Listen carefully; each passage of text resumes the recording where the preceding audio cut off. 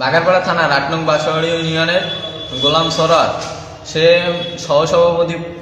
সহসভাপতি পদে আছে। কোন দলের?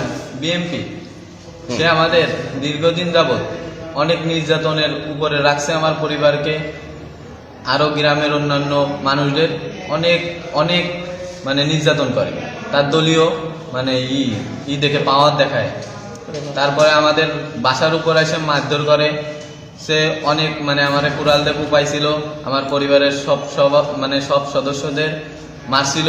তা আমরা অনেক হাসপাতালে যাই ট্রিটমেন্ট নিয়ে আমরা থানায় অভিযোগ দিছিলাম।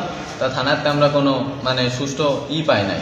পরে আমরা কোর্টে দিছি, অভিযোগ দিছি, তার তদন্ত চলতেছে, এখনো কোনো বিচার পাচ্ছি না। আমাদের দাবি একটাই যে আমাদের এই নির্যাতন যে করতেছে, এই নির্যাতনটা করতেছে কিসের জন্য, আমাদের দোষটা কি, আর এই নির্যাতন আমাদের নির্যাতনের হাতের থেকে আমরা মুক্তি চাই।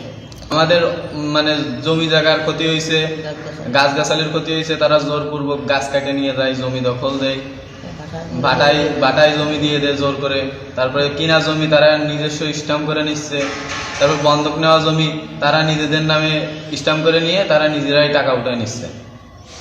আমার বাপ রেখে গেছে 20 বছর আগে টাকা, সেই টাকাটাও উঠায় নিচ্ছে, আমাদের একটা টাকাও দিইনি। তার নেতৃত্বে আছে ওই গোলাম সরোয়ারের পাওয়ারে খাটাচ্ছে আমার 2 ভাই শিয়াব এবং সোহেল, আরো অন্যান্য গ্রামের মাতুব্বাররা।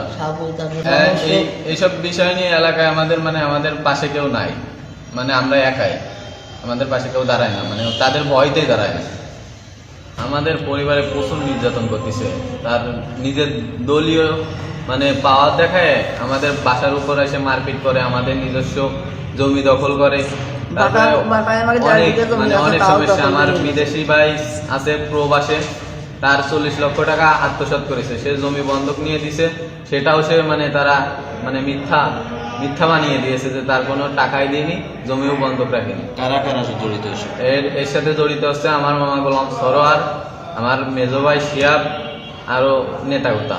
আমরা চাচ্ছি সুষ্ঠু বিচার, যাতে সুষ্ঠু একটা সমাধান হয়। একদিন সকালবেলায় আমার ভাসুর এসে বলতেছে, গোলাম সরোয়ার বলতেছে কি, দেখো ওই জায়গায় মাছগুলো সব ওদের বাসা ঘেরের থেকে ওই ঘেরের নিয়ে গেছে। তা আমি বলতেছি যে আপনার যার দরকার নেই, আমি যাচ্ছি।